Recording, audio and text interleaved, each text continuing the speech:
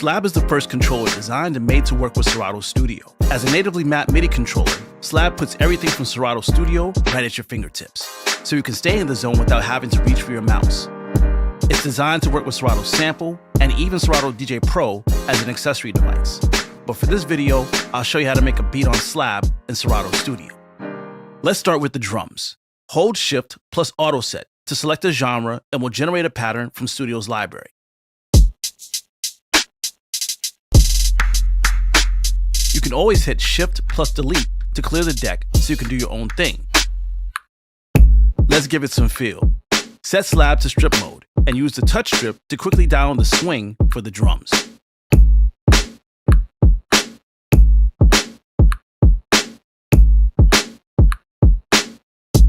Now, let's look at the hi-hats by viewing them on SLAB step sequencer. Press Shift plus piano mode. I want my hi-hats to sound a bit more human and less programmed. Hold down any of the pads in the sequence and shift where they land by turning the big dial.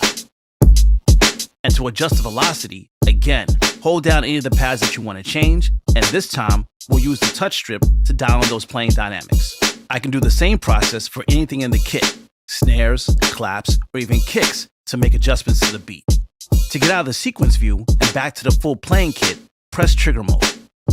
Now that I have my drums the way that I want, let's make the loop longer. Press scene size to extend the scene size out to the way that you want. Here, I'll extend it to 4 bars. And let's add some more variation to the loop by adding in some note repeats. I'll select the hi-hat and hold down the note repeat and dial in the repeat value with the first encoder knob, anywhere from a 4th note to a 1/32 triplet. And I'll record a variation to finish up the drums.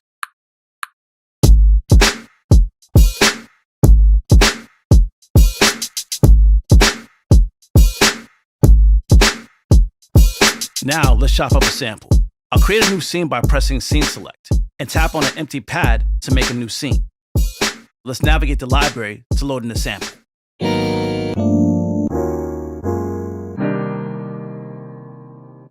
With the sample loaded, I'll use Auto Set to automatically chop up and set cue points throughout the sample.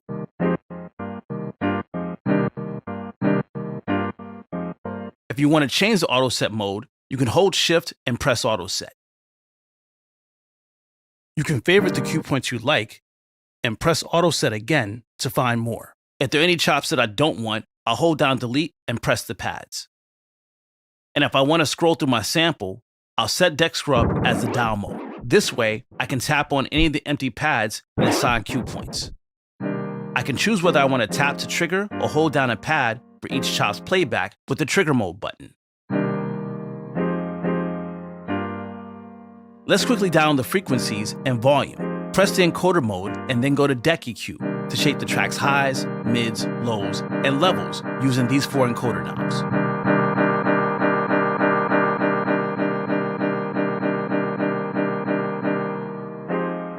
And now with all my cue points set, I can press record and record in my chops.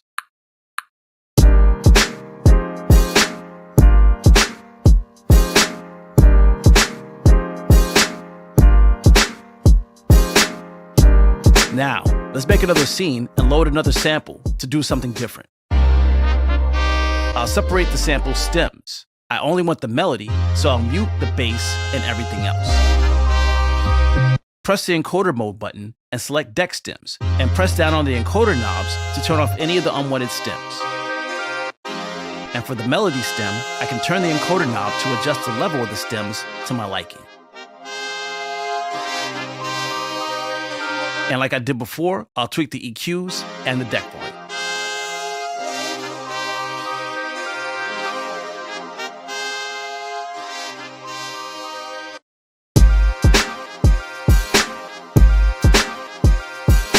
Now I want to add bass to my track, so I'll make a new scene and I'll add another sample in. This sample's got a pretty good bass line already, so let's load it up into a new deck and place a couple of chops. And for this sample, I don't want the melody, so again, I'll mute the track stems except for the bass. Now, let's make some minor adjustments. This cue point here is playing a little bit too fast for my bass line, so I'll time stretch the BPM on this pad to make it slower. By pressing Shift and encoder mode, I can adjust the tempo for the pad parameter. The bass sounds good, but it needs a bit more volume, so I'll raise the bass stem's volume and add in some hard compression as well. A shortcut for adding in one of Studio's built-in effects, switch to deck effect mode using the encoder mode button. Holding down Shift and turning the encoder knob lets you load in the effect for that knob.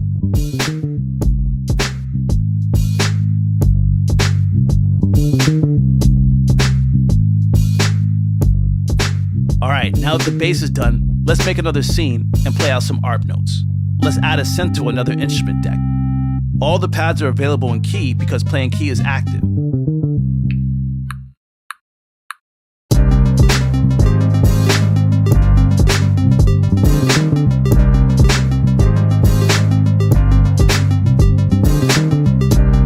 This track fit nicely in the mix, I can make some small adjustments to EQ, volume, and also use the touch strip to apply a filter. And lastly, I'll add some effects to the synth. Alright, so now I've got all the main tracks for the beat, but I want some of the scenes to stand out even more. So on SLAB, I'll use the pad effects. SLAB has 4 unique effects types, which you can only access with SLAB connected. You have the wah filter, the lo-fi crush, the inverse reverb, and the pitch loop. These effects types are grouped into columns, with the effects amounts increasing from 25% to 100%, from the bottom to the top. You can use these effects for live beat sets or record them in as automation. And if I make a mistake, I can always hit undo to start over. Now that the beat is finished, I can play around with the overall BPM and key to hear what it sounds like. To do this, press the encoder mode, select deck parameters, and turn the encoder knobs to make the adjustments.